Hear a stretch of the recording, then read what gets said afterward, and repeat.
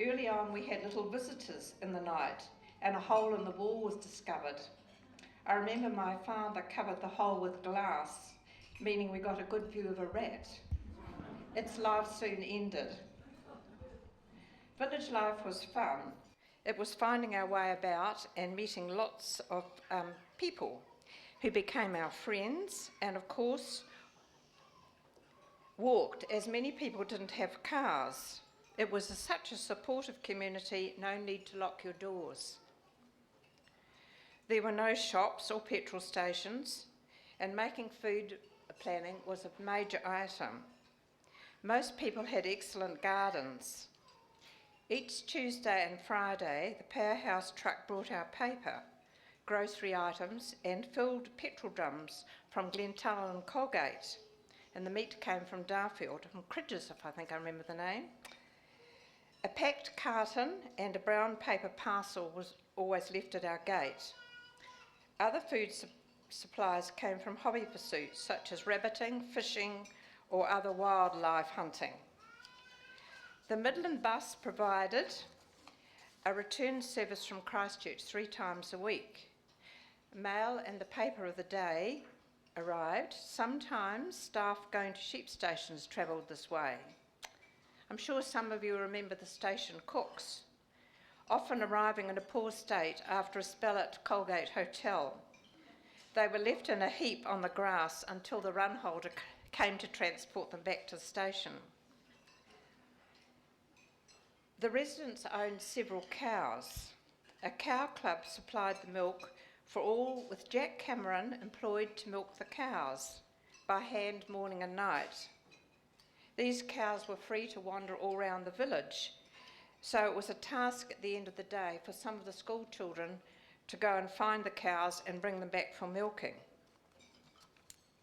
A big happening in our lives was in 1946, when we had a 6.2 earthquake in June at 12:34 a.m. I still remember it, and I was quite small.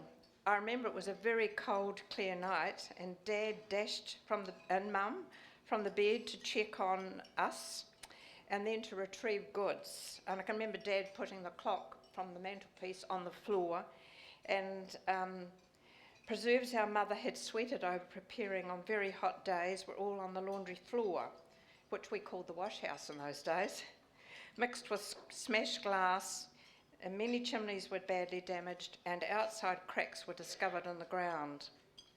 Some people left the village, but our mother said we stay. Dad was still working. The aftershocks actually went on for 3 years, and I'm quite sure this experience gave us strength to cope with the hardships here over recent happenings. Our father always encouraged us to accept the inevitable and do whatever we needed to do. Get on to it, he would say.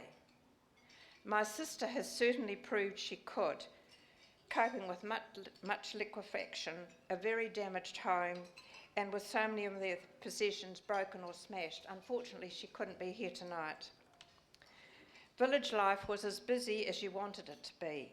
There were lots of clubs and interests, tennis, table tennis, cricket, and some of you might remember the wonderful cricket matches we used to have with the students from Lake Coleridge Homestead when they came up in their summer holidays. There was golf, skating, swimming, billiards and card evenings. And for the young people, there were always games in the school grounds after our dinner, rounders, long balls, etc.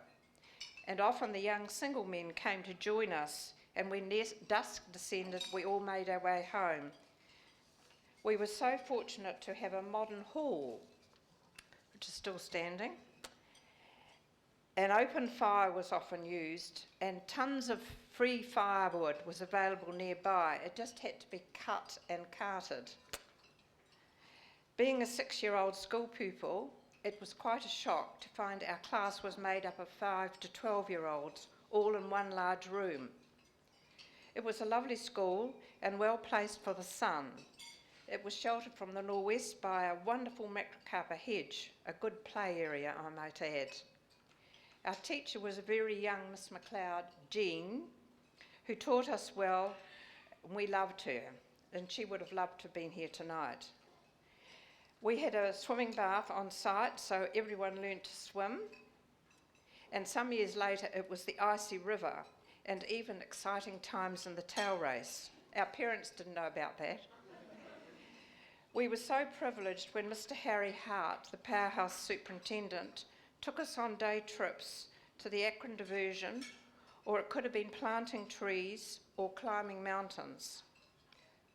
I think we needed to be about 7 or 8 for these treats. We learned so much about the flora and fauna, safety, companionship, and had great fun.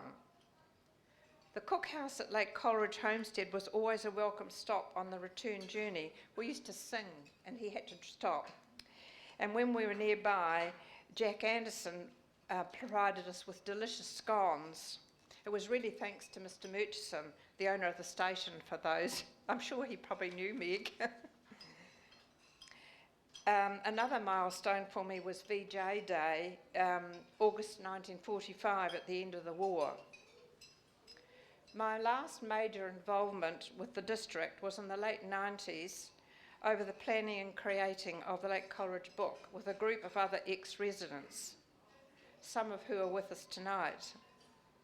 I will conclude my talk with a message from Jean McLeod Lewis, who was unable to be with us tonight. She was our secretary and a very alert lady at 94, and she still is.